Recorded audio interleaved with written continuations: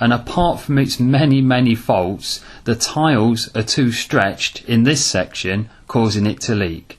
And here the stretching became so bad that an extra row of tiles was shoved in here.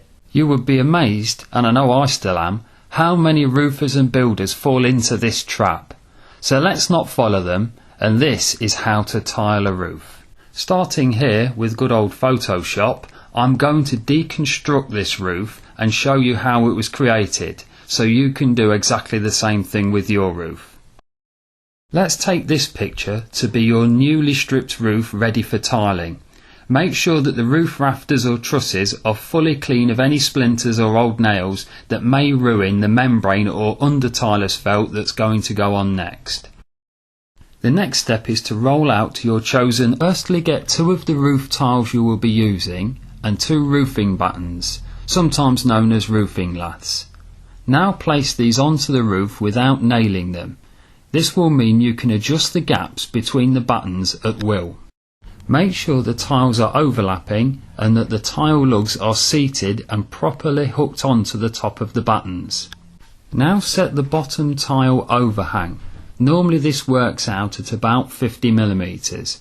There's no critical measurement for this, but it needs enough overhang so rainwater enters the gutters without dribbling down the fascias, whilst allowing easy gutter cleaning and maintenance should that be required later.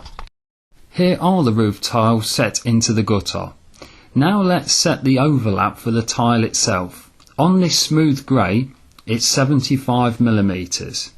If the tile is sand-faced, facing a windy direction, on a shallow pitched roof or prone to moss build-up, it may be advisable to increase this overlap to 100mm, let's say. The initial spacing for the battens with a 75mm tile overlap is 33.5cm, measured from the top of one batten to the top of the other. This is called the gauge. Now fix the battens in place using a galvanised nail that penetrates through the batten and into the rafters underneath for a minimum of 40mm. To make sure the bottom 2 battens are parallel, measure off a reference point like a wall or fascia at the bottom of the roof underneath the undersarking. Now this is the bit a lot of builders and roofers get wrong. With the bottom 2 laths now fixed in their correct position, measure from the top of the batten to within 30mm of the apex of the roof. As you can see here, by not putting the tape at the very top, you allow a small gap to fit the tile lugs into, plus a little bit of extra room so roof expansion or contraction doesn't damage the tile lug should that occur. In the UK, it's traditional to nail every 3rd row from the bottom row of tiles and then the top row. Obviously this may be different in other countries that maybe experience different weather conditions. Make sure when nailing your tiles down that it penetrates into the roofing batten but not out of the other side, as this will damage your new undersarking. If your roof has an edge or verge, try to overhang the tiles by 40 to 50mm and always try to space the tiles so a high profile part of the tile is on the very edge.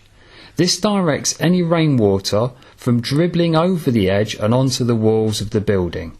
Sometimes a cut may be required to achieve this, but again cut it on the highest part of the tile. And if you're using a flat profiled interlocking tile, always try to stagger every course so that the vertical joints do not sit directly above each other.